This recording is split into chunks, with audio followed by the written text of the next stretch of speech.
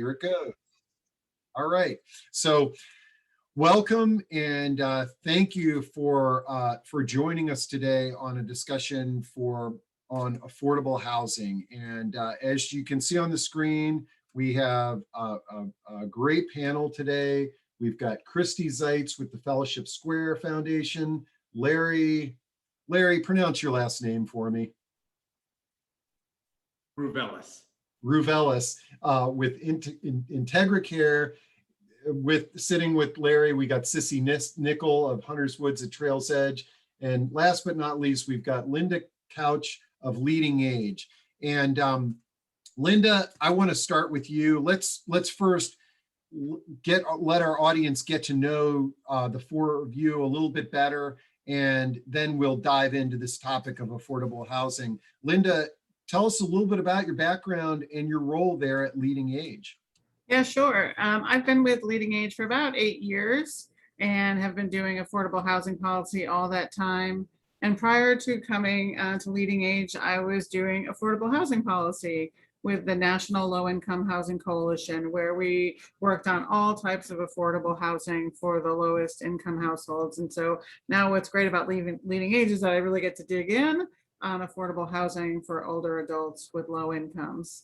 So that's about what I've been up to, and my career's exclusively been in affordable housing. Great. And before I move to our next panel member, Christy at Fellowship Square, I just want to make sure, can somebody type in chat that audio is working okay? Oh boy, and Christy just ducked off the screen there. Uh-oh. Well, she'll probably pop back on. Ellen, you sent me a note that audio is not working. I hope it's working for you now. If it's not, you can't hear me. So I'm going to type in log in and log out again. Okay. Little technical difficulties here in the new world. So since Christy is off the screen, we're going to jump to Larry and Cissy. Larry, tell us a little bit about your background, and Cissy, and then we'll dive into the discussion. Cissy, why don't you go first? Thank you. I'm Cissy Nickel. I'm the Executive Operations Officer for Hunters Woods at Trails Edge. I've been with Integracare during my entire career with senior housing, which is about 10 years now. Good. And I'm Larry Rouvelas. I'm the CEO of Integracare, which is the company that manages Hunters Woods at Trails Edge, of which Cissy is the essentially the executive director. It is one of 13 communities that we run in the Mid-Atlantic area, spanning from Western Pennsylvania to the Eastern Shore of Maryland. I've been around for 20 years. I have been in the senior housing field for now 18 years. I started out working in a community with Sunrise Senior Living, worked a number of different roles within that community, and essentially have sort of worked my way up in the industry. And now I'm delighted to be heading Integracare. Awesome. This is great. And Christy, I hope you enjoyed your little jaunt into that was my technical difficulty. Yeah. But I always remind people, though, that the technical difficulties we have on these discussions are solved way quicker than when we had live events. It's like I used to wait 5 minutes for somebody to walk up on a stage. So that was a quick little thing there. And now it's perfect. We can learn a little bit about your background and your current role with Fellowship Square Foundation. Sure. I'm CEO of Fellowship Square. We're a nonprofit based in Reston. We've been around since 1960. We own and operate 4 apartment buildings for seniors with limited incomes. We have 670 units and about 800 residents. In addition to housing, we provide lots of programs and services for residents. We are independent living. We're supported through HUD as well as fundraising and grants, things like that. We have about 35 staff, including our management team and a board of directors. And like I said, we run a pretty robust monthly programs and activities for residents to try to keep them engaged, active, healthy, all those kinds of things. Great. All right, so that was round one. Got a great panel today. So now let's dive into this topic of affordable housing. And Linda, I love the fact that we have somebody from a policy perspective and representing the global nonprofit or national nonprofit LeadingAge. Because we had one of your colleagues on this week, and we were talking about LeadingAge this, somebody sort of threw into the comments, what the heck is LeadingAge? So maybe giving us a little bit of giving the audience a little context of what LeadingAge is, and then sharing some of your thoughts and observations on the affordable housing topic. Sure. Thanks for that, Steve. Yeah, LeadingAge is a national association. We've got about 5,000 member organizations, most of which are nonprofits, and we really represent the entire continuum of aging services. We've got a lot of nursing home members, assisted living, home and community-based services, home health, hospice, and affordable housing, among others. And I work for that. Specifically, I work for that part of the continuum that does affordable housing, but our members do it all. And many of our members in and of themselves do a range or the full continuum. And so it's a pretty rich environment of members like Fellowship Square. And yeah, we're really happy to be here today, Steve. Great. Now, I think you've got some PowerPoints that let me share my screen. Hopefully people are going to be able to see that. Looks good to me. Okay. So yeah, I thought I would just go through some information about what we're talking about when we talk about affordable senior housing. And the first thing to know is that there's a severe shortage of it, right? Housing assistance is not an entitlement in the United States. Just because you're eligible for it, it doesn't mean you receive it. And most affordable senior housing providers have long waiting lists to get in. Today, for every one senior who receives housing assistance, 3 more are eligible for it, or 2 more are eligible for it, but don't receive it. So only 1 in 3 eligible seniors receive assistance because the programs are too small to need, and they've grown really minutely, really, not much over the last, 15 or 20 years. While, as we all know, the senior population is steadily increasing, and it's increasing nationwide.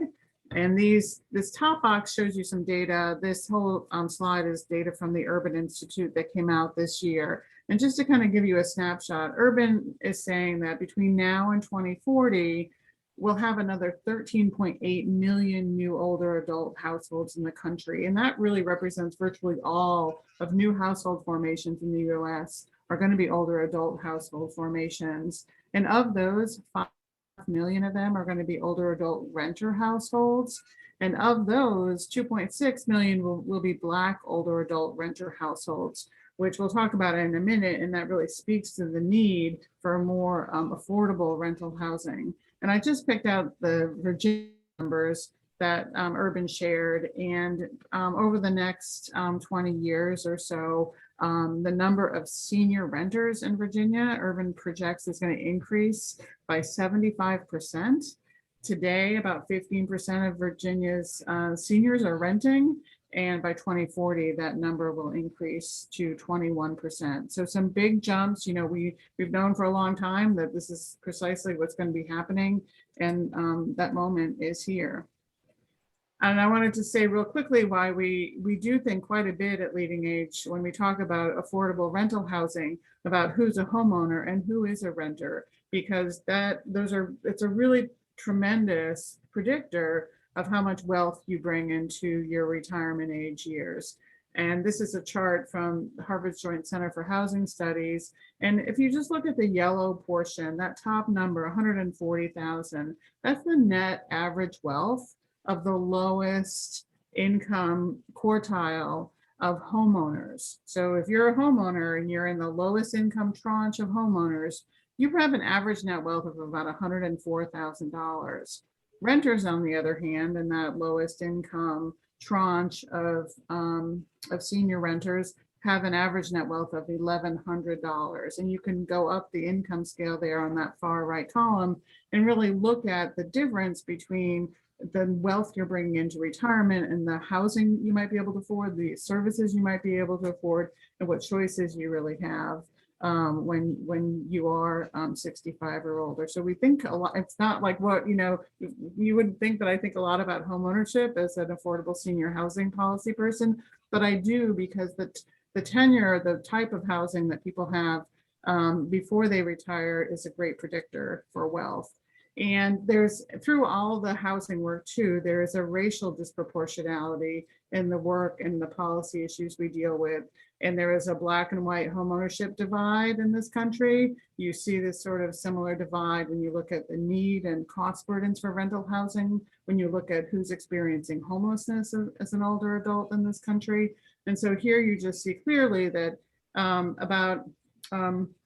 there's around a 30, 34, 35% difference between Black home ownership rates in this country and white. When you go back and look at the wealth those people bring, Urban's prediction when they bring to retirement, Urban's prediction that we're going to need more affordable rental housing because many more renters are going to be Black and many fewer are going to be white in the next 20 years, I think makes some more sense. And all this is happening while appropriations, so federal funding for new HUD funded Section 202, which is HUD's flagship senior housing program, really evaporated for about 10 years. And just in the last couple of years, there's been a tremendous amount of advocacy to get this program restarted and building back up. But we've really flattened out the number of units that we're building that are affordable to renters with the lowest incomes. And so with advocacy, we're trying to expand that.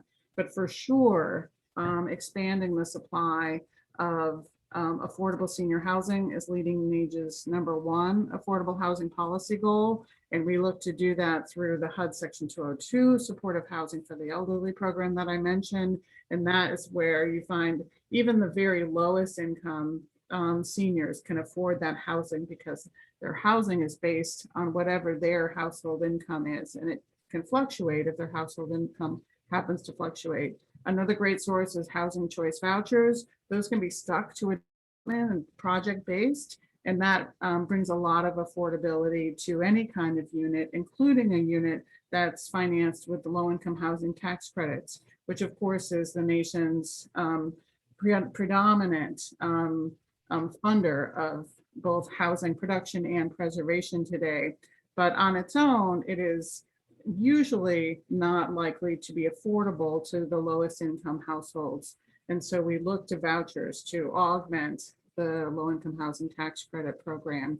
And then there are other sources as well, but all of these things in the supply bucket right now, as I said, are not entitlement programs. They are catch as catch can, right? We'll see how much Congress funds this year. And they are limited by the dollars Congress associates with them and not by the need.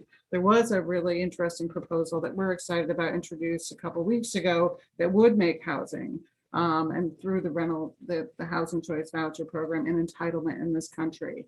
And that's probably years in the making kind of effort, but it is something we would definitely support. And then it's another thing that we're really interested in, of course, is connecting whatever housing there is to services, right, through service coordinators, by getting people the home and community-based services they need, and of course, making sure they have internet, which HUD housing does not have right now. So that's a big issue that we're working on. And then what's right on the front, right in front of us right now is this eviction issue, which you've seen a lot about in the news. And older adults are not immune to being evicted. And there is a national moratorium on evictions for non-payment of rent that ends July 31st. That ends a week from Saturday. And we know that many 65 plus renter households might be evicted after July 31st. 2 weeks ago, the census put out a pulse survey and said that 15% of 65 plus renter households reported that they had no or slight confidence in their ability to make the next month's rent in June. And so we've got this shortage, we've got tremendous need, we've got people choosing between paying rent and food and medicine. And then there's also going to be this really tragic portion of renters who are pushed up against this eviction moratorium expiration. And with that, I will pass it back to you, Steve. Great, great data points to frame this discussion. And thank you so much, Linda. And just a reminder to the audience, if you got any questions, comments related to what's Linda shared, or if you want to dive deeper, just type those in and we'll address those. But now I'm psyched to turn the panel over to Larry, because Larry, you really offer a very unique perspective, one that I kind of really like nerding out on is that, you know, what's behind the doors of running a senior living community? Why is it so challenging to create affordable housing? And why does this, in many cases, cost so much? I think those are some of the topics that you're going to share with us. No, that's right. And I think this I think is this panel I think carries on a conversation that we've been having internally within Integracare, and I've been having with some colleagues in the industry about how do we create a more affordable assisted living product. And what I'm going to do is to take you through some of the economics of it and some really challenging factors on how do we get the cost down to make it more affordable for the middle market. So let me share my screen. I guess as background, let me say, so assisted living, and I'm going to focus on assisted living here, not independent living, not memory care, not skilled nursing, but assisted living in part to simplify things. Essentially, when a resident moves into an assisted living community, they're getting two things. They're getting an apartment, but they're also getting a lot of services wrapped around that apartment. So in understanding assisted living is so expensive, it helps to go build up essentially the cost structure in each of those areas. And that's what I'm going to take people through now. Well, and I also think on the topic of assisted living, it's a great thing for us to focus on, in that you're sort of caught between the cracks, in that Medicaid, you know, as we know, can cover nursing homes. And then, you know, some of the voucher programs that Linda spoke about and that Christy's organization works with can handle the independent living. But I talk to readers every day who are just blown away that if my loved one needs assisted living, it's writing it out of the checkbook, and unless they qualify for like the Veterans Aid and Attendance, or they're in a location that has a Medicaid waiver that doesn't have a 6-year waiting list. So Yep. this is great, Larry. Yeah, and it's big checks that they're having to write out of their checkbook. And here's Yep. why. So let me take you through basically the cost structure of running an assisted living community. And what I'm going to do is take you through sort of as I said, I've worked in two different organizations, the Sunrise organization and Integracare. And I want to basically sketch out the economics of running a 75 resident assisted living community. That's different than where I'm sitting right now, which is Hunters Woods at Trails Edge, which has ILAL memory care. It's different than freestanding memory communities. So again, different communities are going to differ in terms of their cost structure. So this is just a sketch. It depends a lot on the acuity of the resident base, but you got to start somewhere. So let me take you through it. So first I want to talk about the operating expenses, then we'll talk about the cost of like the room itself. So let's take a building with 75 residents here. The first question in the heart of any assisted living community is the caregiving staff that's in the building. So how many do you need? Well, it depends a lot on the acuity level of your residents, but for a typical range of acuity, a caregiver ratio of 1 caregiver to 18 residents is a reasonable approach. Now, if you've got, there's many assisted living residents that don't need that much help. They maybe need help, a few times a week with the shower and maybe for 5 minutes in dressing in the morning, but otherwise they're pretty self-sufficient. Then there are other residents that need, 2-person transfer. So a lot depends, but it would not be unreasonable in many communities, in a typical range of community of acuity, for a 75 resident community to have just 4, maybe a little bit more than 4 caregivers per shift on the day shift, the evening shift, and then you'd go 3 on the overnight shift, okay? And if you pay them, say, $17 an hour, you start to build up the caregiver costs. You also need somebody to pass medications. In a building like this, again, staffing 2 caregivers on the day shift and the evening shift, and then 1 overnight, and you pay the med aid a little bit more. And then during the daylight, you'd have a licensed nurse on the day shift and in the evening shift, and you don't need to have one on the overnight shift. Although many places like Hunter's Woods do have an LPN on the overnight shift. But again, we're talking about an affordable community, so it's not essential as long as you have somebody who's on call can help. If you do the arithmetic and add up these wages across those 3 shifts, you're paying for direct wages $2,700 a day in direct care wages. That excludes what every community has, which is the resident wellness director, who's kind of the nurse that oversees everything. So this is just basically the people who are laying hands, on the residents. Okay. The next piece of what you get in an assisted living community is food. And to simplify matters, I could build up the cost structure of the raw food and the directors and the servers and stuff like that. But roughly speaking, an estimate of about $30 per resident day for food, and then the labor surrounding the food, is a reasonable expenditure. And again, as a point of reference, could you eat in a restaurant 3 times a day for $30 a day? You could. It's not rich. I mean, certain communities, again, those that are more upscale, will pay more than $30 a day for their food. But again, we're talking about an affordable community. So if we build up the wellness here, the 75 residents at $30 a day is $2,200 a day. You also get housekeeping in assisted living. And so a typical way of staffing, a building that size would be to have 1 housekeeper dedicated just to the common areas each day. And then each apartment gets 1 hour a week of housekeeping services to that. So you build that up. If the housekeeper's earning $15 an hour, that's $281 a day. So you start to see how we're building up the expense structure here. Those are kind of the hourly staff that's there. You also need leadership to run each of the departments. You've got your esteemed director of a community here. And I'm not going through the wages of each of them because that's a little bit more private and personal, but you need to have an executive director. You need to have someone in charge of wellness. You need a community relations director. That's the person who helps new residents navigate their way into the community. It is, and Steve, I see some comments coming up. If you want to interrupt me, please do. I can't see the comments while I'm talking, but if you feel free to interrupt me if you need to. Yeah, nothing specific yet, but I will definitely, if something comes up based on what you're sharing. This is fascinating. I don't know if I've ever had the inside look at the mechanics of running a property, and it's great that you're sharing this with us. Mm-hmm. Well, I think it's the challenge. It becomes the sort of basis on which we try to figure out how to make this product more affordable.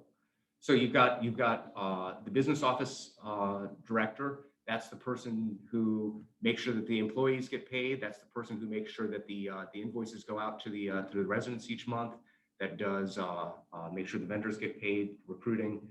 You want to have activities in the community. Every community has at least 1 person dedicated to activities. Then you've got a building that needs to be maintained. So again, if you add up the salaries of all of these people,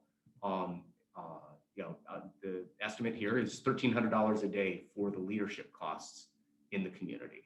Okay, so now we move. That's all kind of labor aspects. Then let's move to the non-labor pieces. And there's a series of costs that every community has. In Northern Virginia, for a 75 person building, $175,000 of real estate taxes is entirely reasonable.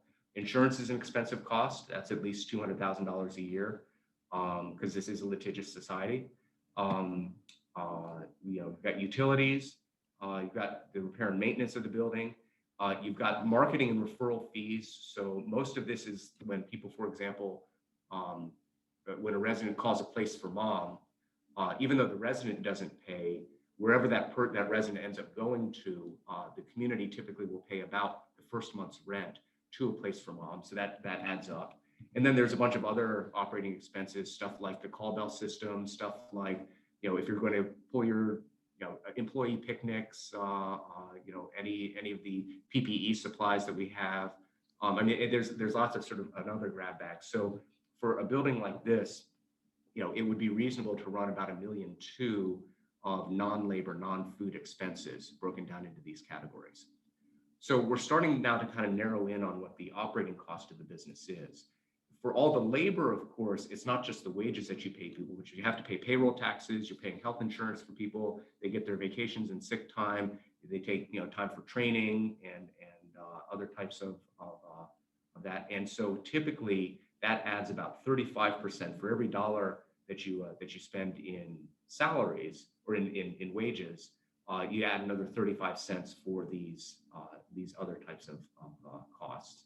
So to add it all up, and we're just talking about the operating expenses right now, carrying the costs from above, adding the 35% to this, you see essentially the operating cost per day for a building of 75 residents is about $11,000 a day, or $151 per resident day, or about $4,600 a month to take care of those residents, right? So that becomes a baseline from which you start to say, how can we make the operating expenses less expensive, cut from there and figure out where you want to cut.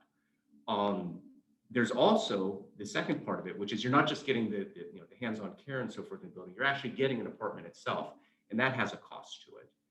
And for typically not for a new property like Hunter's Woods or some that that our sponsors from Watermark are opening, those are typically more expensive cost per unit. But for like a typical 20-year-old property, those will typically be bought and sold by real estate investors for about $200,000 an apartment. Okay, and as a point of reference, is that reasonable or is that unreasonable? Well, I don't think you can really find a condominium in Northern Virginia for $200,000 a piece, right? So $200,000 for an apartment is, in my mind, not an unreasonable capital expense, for a building. Then what the question is, what return is necessary? Essentially, you have to pay the mortgage on that apartment. And again, typically in the industry, just like a stock market investor will put their money in the stock, will put $200,000 in the stock market and say, well, I'd like to expect about a 7% return on average on that investment.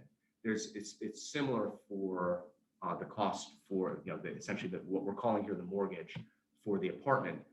They'll expect to get a 7% return on that cost, and so that you do the math on that, that's $14,000 a year per apartment that's necessary. Then also from a building standpoint, you need to put some reserves in place, and for when you need to replace the roof, or when you need to replace the HVAC systems, to replace the carpet. That's typically about $1,500 a year for a 20-year-old property, $1,500 per apartment per year. So all that's to say, I know I'm going through this very quickly, but we only have an hour. If you add up that between the mortgage costs and the CapEx costs, that also adds essentially another $3,000 per day, or $1,300 per month for a resident for the cost of the apartment. So taken all together, between the operating expenses up here and the apartment expenses, the mortgage and CapEx down here, that gets you to a cost of just under $5,900 a month is what it costs to care for an assisted living resident. And that's a lot of money. It's a lot of money. And it's, as my colleagues and I have sat thinking through, how do we get that cost down to make it more affordable for the middle market? What you start looking at going back up, and you start saying, well, do we really want to increase the caregiver ratio? No, we kind of have to provide the care that we need. Do we want to cut the wages for the caregivers? No. You kind of go down through the list and you say, where can we tuck and trim? We don't want to cut this. We don't want to cut this. We don't really want to cut the food on people. It gets really hard to figure out where you can cut expenses to make it more, the operating expenses to make it more affordable. You can do some different things from the referral fees and marketing with a different positioning, which I'm happy to talk about if you want. But if you're going to run your typical community in the industry, this is the sort of table stakes in terms of those marketing costs. Where you can make a difference is in the capital piece of it, because part of what Linda was talking about with the 202 programs and the low investment, the LIHTC programs and things like that. All of that is about taking this cost, these two costs of $200,000 per apartment and 7% a year, stripping that down. And I think there's some very fertile ways that Linda and Christy is running a community which benefits, from essentially a lower capital cost here, which I think is an important key towards making things more affordable. That's not where most of the senior housing is these days. It's in essentially market rate capital. And that's how you end up with $5,900 a month. And from there, it goes up, because that doesn't include the costs of paying overtime to your employees if you need to pay overtime. Certainly doesn't cover the cost of the PPE that we had to pay for last year. It doesn't cover the, we had to run, when there's an outbreak, you have to run separate neighborhoods and staff separately. If you want 7-day-a-week assistance, that's going to be extra money on top of it. So anyway, anytime you start to go beyond affordable to try to provide a little bit better quality of life or safety, it just, the costs add from there. So anyway, that's a lot of information quickly, but Wow. I think it should give you a sense of the challenge that we have to knock down this number. Yeah. And, one of the other factors that is that if you don't have a full occupancy, so like you've got that number there, but I imagine that number, while it might not be for an unoccupied apartment, might not be quite that high, it can't be much lower, because you've already got the staff. Like everything that you're talking about there is built in. It needs to be provided. And so when you're not 100% full, that presents an even larger challenge. That's absolutely right. Yeah, Larry, I really appreciate your transparency and sharing all that with us, because it really can open everybody's minds up to sort of, when you look at these numbers and you see how expensive assisted living is, now you kind of have what's going on behind the scenes. And as Larry had mentioned, not many ways that you can really cut there. And what I hear more often than not is, Mom's at this assisted living and I went in on Saturday and there was only 2 caregivers. It's sort of like, you definitely, the challenge of making sure that we're at that ratio is also something that we're all faced with. So, thanks for that, Larry. I want to now give our last 2 panel members time to share their perspective, and I really love how this is going, because we had the global viewpoint, macro policy, what have you. Larry gave us a behind the curtains of what it's like to run a property, and now our last 2 speakers can give us some insight on, how they're serving the affordable clientele out there. And Christy, if you want to jump in and kind of, I think just like the other providers, give us, a snapshot of Fellowship Square and the different properties that you have, and then help us kind of understand this challenge a little bit better. Sure. So, Linda had mentioned the fact that the demand is higher than the supply. And I will tell you, for Fellowship Square, we have up to 800 people on our waiting list, and that equates to about 5 years. So somebody could be waiting for an apartment in one of our buildings for up to 5 years. And there's not a lot of options out there. And I will say that while we are independent living, one of the things that we really spend our time and effort and resources on is bringing health partnerships into our community, because the longer we can keep people healthy in independent living means they're less likely to need assisted living. And as Larry just pointed out, there's not a lot of affordable assisted living options out there. And I will tell you, it's a struggle for families and for residents who get to the point where they need that higher level of care, and there's just no options that fit their budget. And that's a sad reality. And we have people living at Fellowship Square that would benefit from assisted living, but there's no place to go for that. And so we do what we can. We do have 4 service coordinators who are social workers who help to link the residents with resources in the community and get them the care they need. We have many residents that do have home health aides, but again, these are subsidized support that we get through the county or other entitlement programs that the resident has. And our service coordinators are the ones that help to be sure that they're maximizing all the benefits that they are entitled to. I will also just mention that besides the need for the health partnerships, we rely on a lot of our community partners for a number of things. And part of that is educating the residents about their options. People don't plan to necessarily end up retiring without any money in the bank, but a lot of people do. And that could be through, a number of reasons. That could be through divorce or a medical situation where they had to use their savings. It could be that they've worked, low-paying jobs and they just didn't have enough to save. So people end up at the doorstep of affordable housing for quite a number of reasons. And I think it's our job to make sure there are options available to them. And, educating people, I think going to that home ownership piece that Linda mentioned is so important. We've got to pave the way so people can build up their wealth so that they have more options when they get to 60, 65. But I will say that nothing happens in the affordable housing world without the government's help. We've got to have the subsidies. We've got to have the tax breaks. We've got to have the incentives to make the numbers work. Nobody can afford this. No developer or anyone else can afford this on their own. And it's definitely a collaborative approach when it comes to making housing available for every income spectrum. And so, that's our goal. And Fellowship Square has a history of, developing properties for the very low income. And we hope to do more in the future. Excellent. Okay, excellent. Had to make sure my mic was open there. So, okay. All right. So thank you, Christy. And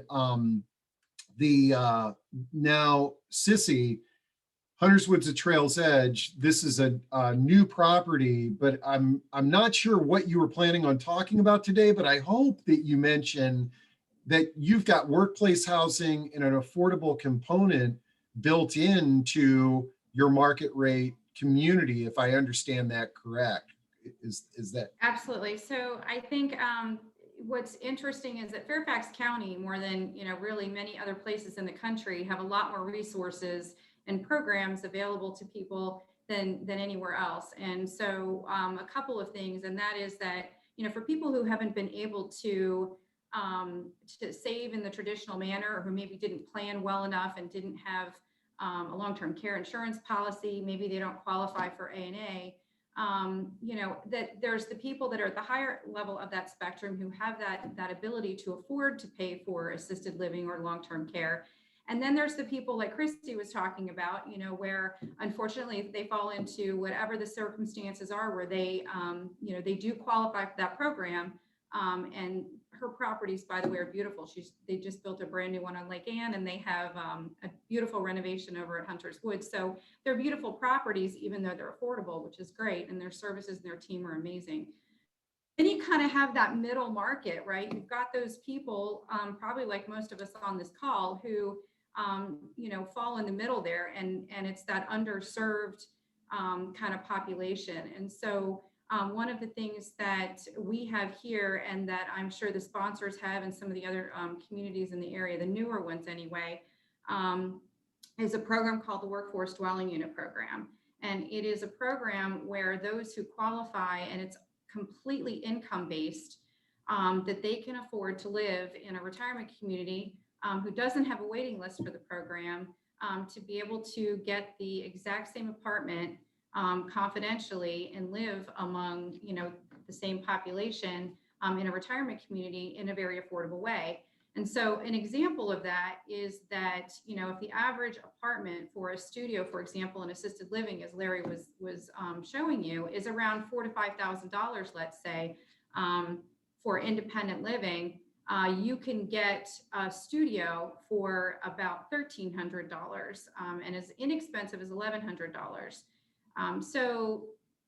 Most of the newer communities are building that into their models and have some availability potentially. Any of the communities that have been around a while have a huge waiting list because it's just like Christy's circumstances. You've got, I think, that middle market, that middle average senior. Unfortunately, you know, there's not really a whole lot of resources available to them when it comes to affordability. So I want to be sure that people are aware of that program. I think it's an amazing opportunity for people, again, to live and receive all the same things that they would under any other circumstances in an affordable way. Yeah, and I think from the policy perspective, the fact that governments are sort of saying, okay, you can build this new community, but you need to block off some affordable units and what have you, is fantastic, because it takes so long to develop a community to begin with. We're never going to catch up. But going back to Larry's slide, and I'm glad that you dove into this, Larry, this adds a whole nother expense structure for your calculations, because if you've got to sort of earmark these 10 units that are not necessarily going to be generating the revenue that's needed, it's going to require a little bit of adjustment on the other residents' pricing, which in my mind is a good thing. If I've got savings and I'm able to afford assisted living at this rate, I like the idea that part of my rent is going to help people that might not be able to afford this. All right, well, thank you, all of you. So we do have some questions that are flowing in here. And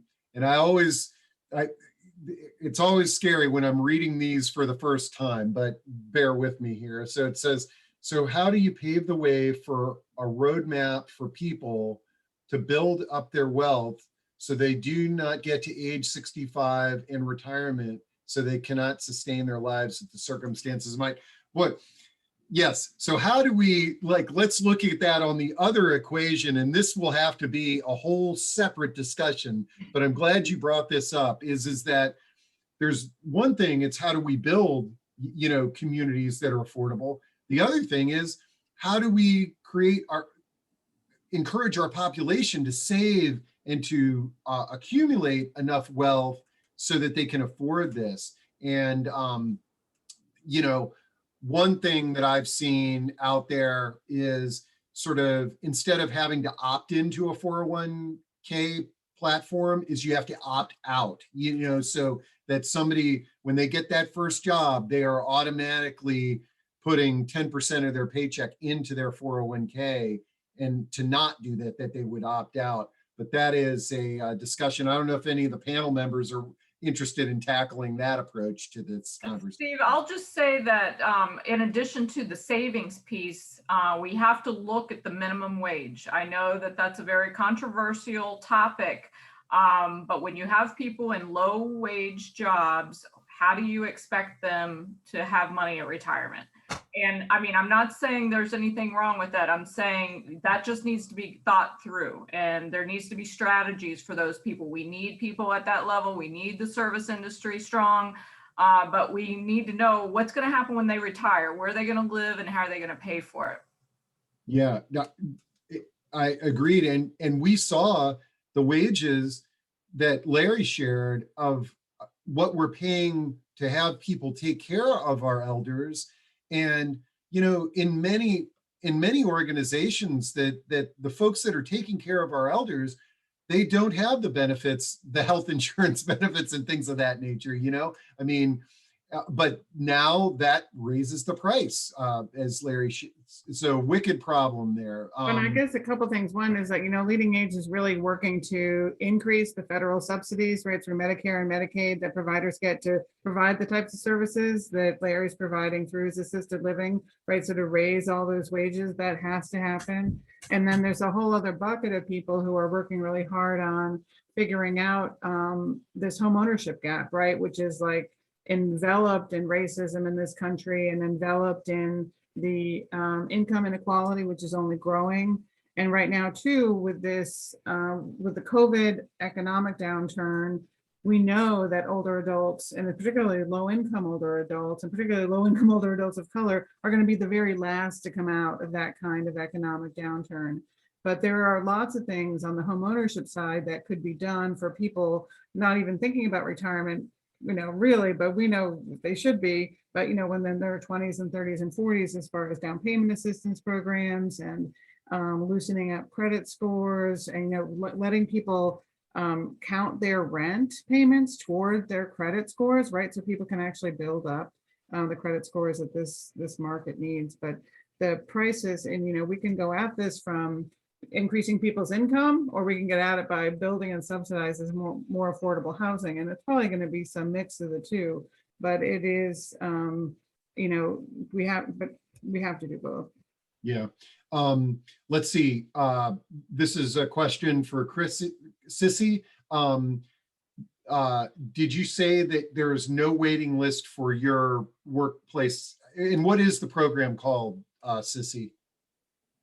It's the Fairfax County Workforce Dwelling Unit Program, and you're correct, we pay for that ourselves. It is a Fairfax County program, and there is not a waiting list right now for our apartments. Okay. We are out of 1-bedrooms. We do have a couple studios, and we, I think, have 1 2-bedroom apartment available. And on this affordability topic, I'm glad you brought up the 2-bedroom. Is that one solution that's been thrown out there, and there are some national and local nonprofits that are starting to look at home sharing as a way that we can bridge the gap. So like, as an example, let's say an individual is on the waiting list at Christie's building.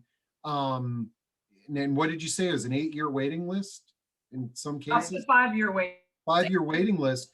One solution there might be, if that individual can get into a home sharing situation, they might be able to afford a nice place to live while they're waiting for their name to come up on the waiting list. But in any event, so to that comment, let's see. Another question, where are they going to live and how are they going to pay for their housing, especially with a COVID economic downturn? I mean, I think that is a scary statement, and that's why we're having this discussion is that there are elders that are out there who are homeless because of this crisis, and we clearly don't have the answers, but raising the dialogue that this is a problem will hopefully create more solutions. And so let me just jump in, and one thing, we've got to bring in the advocacy angle, because Congress really controls a lot of the solutions that are on the table here. And Congress right now is looking at some really big dollars for some really serious solutions, right? For more affordable housing, for more home and community-based services, to increase FMAP, so to increase, what Larry's getting paid to provide the services he's providing. And so, the more Congress hears from people that those kind of solutions are needed across aging services, the better. Yeah, I want to give a shout out for Catherine, who put a very touching comment into chat, and I hope everybody in the audience looks at it, and maybe we can create a solution for her. But Catherine is 61 years old. She's single, professional female, no kids. She doesn't own a home, and she's seeking affordable housing in Montgomery County. And she says she can't afford the Montgomery MPDU 1-bedroom units, trying to navigate affordable housing. Thanks for any advice that could be out there. She's left her email there. So I hope some of you in the audience or on our panel, if we've got solutions, maybe reach out to Catherine. Because yeah, sometimes we get caught between the cracks where Catherine may make too much money to qualify for subsidies. And then if she did qualify for subsidies, the waiting list is too long. So what do you do in between? And, I threw out home sharing as a solution, but if there's anybody else that has ideas. Gail, okay. So again, back to the workplace housing topic, Cissy, just a question on how does that actual program work? And I believe, isn't it any new sort of building that is made in the county needs to sort of block off a certain amount of apartments for affordability? Is that essentially how it's working? Yeah, exactly. And I'm not exactly sure when the program started. I know that the spirit of the program originally was to help people who actually work in Fairfax County be able to afford to live in Fairfax County. And I think that it was originally created for people who had really admirable jobs, but they weren't high paying jobs. So when you think of first responders and teachers and those people who do, have these amazing callings and really aren't, making the same income to be able to afford to live in a very high income, high income area, high cost area like Fairfax County, that was really what the program was created for. Okay. So basically they would, you can go to the Fairfax County, Google Fairfax County Workforce Dwelling Unit Program, or you can reach out to me directly, and you can see what the qualifications are and what the list of providers are. We would certainly, we have these this availability, and we would love to be able to serve the needs of people, who are looking. And basically you apply directly to that community, and the qualifying incomes, it's income based, it's not asset based. And you really want to try to look, I think, in our community, the age qualifier is 62 or older. So you can still participate in the workforce dwelling unit program. You just have to find a community that isn't 62 or older. But if you are 62 or older, that's a qualifying factor. You do not need to be currently employed, and it's you just apply directly to that community, and they collect all the paperwork and submit it to Fairfax County for approval, and it's really pretty simple.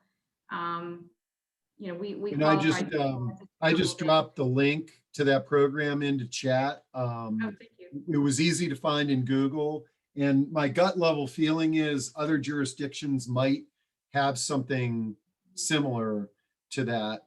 And then the Okay, other thing I want to add is that we also, a lot of, Fairfax County also has a program that is the auxiliary grant program. And that program is similar to a voucher program where the community that provides that service does receive a limited voucher, but it does help offset the cost. But and that is for the assisted living component. So the workforce dwelling unit really is for independent living, but there is an auxiliary grant program that we also participate in with a limited number of apartments that helps those people who, once they've moved in here for independent living, we don't want them to leave their home. And we do have that ability for them to have the continuum of care. So we are able to move them from that workforce dwelling unit apartment should they start to have needs for care and increased needs for care, that they can actually get transferred over to the auxiliary grant program. So, and most that's part of the whole program. Yeah, that's great.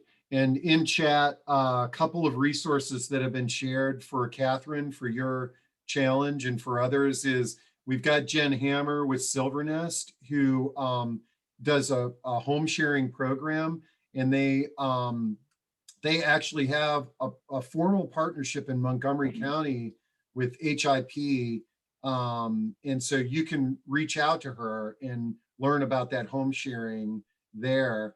Also, Amanda recommends, try looking into Habitat for Humanity. They believe that they have a program in Montgomery County. And this is great that folks are providing resources. Okay, Gail, topics like this, we ask a lot of questions. We don't necessarily have a lot of solutions, but these questions are great because somebody is going to crack the code. And as Linda had said, making our voice heard in front of policymakers is also super important. But Gail says, what do people do who cannot afford assisted living and do not have family to offer help? I have had these situations and would like to connect them to an agency for help. Can you suggest nonprofit groups that offer assistance on this? You know, I think like Habitat for Humanity might be a solution. A link that I put into chat is we did a discussion on the Virginia Medicaid waiver program, and there's actually a part of the Virginia Medicaid waiver program that doesn't have those long, endless waiting lists. And so check out that discussion for those people who are in Virginia. That might be a resource. I don't know if any of you have any ideas or organizations that you refer people to. Like, what do you do, Christy, for people that are on your waiting list that need help? And like, I know your heart is breaking for these people, but is there any sort of support or referrals that you provide to them while they're waiting? There's not a lot that we can do. We do offer a list of resources that they can reach out to, a lot of county health agencies, but there's not a lot of options. It's unfortunate. It's one of those things where sometimes you don't realize you're going to be waiting until you're actually ready to apply, and then you find out, oh, it's going to be another couple of years. And so whatever housing you had, then you start to scramble. And I will say that seniors are a rising segment of the homeless population for some of these reasons. So, planning early, getting your name on a number of lists is very important. That's great. Holy cow. These hours go by so quickly. I can't believe it's 1 o'clock. So this is always dangerous when I say this, but I want to wrap things up or start wrapping things up. And so I want to give our panel members the opportunity to just, if you've got any sort of closing remarks or things that you'd like to add, I would definitely share your contact information with everybody in the audience, as well as we'll have a recording of this and the chat and all that. But, and then to our audience, if there's any additional questions, speak now or forever hold your peace. Any additional comments? Okay. Well, someone just asked for Christy to share her list of resources that she mentioned, and I think a lot of us would enjoy that. So I just wanted to, I'm sure, yeah. I know you recap those things. Steve, should I get that to you? Is there a way for you to post it on your website or something? Absolutely. Okay. Yeah, so send that on over. Well, guys, this has been great. And Cissy, I really thank you for helping me put this together. I really think this is something we have to have discussions on affordability on a monthly or bi-monthly basis. It's such an important topic. And if we talk about it, we're getting the word out. And if we get the word out, we can begin to affect change. So I want to thank everybody for attending today, and we will be following up with you soon. Thanks, Steve. Thank you.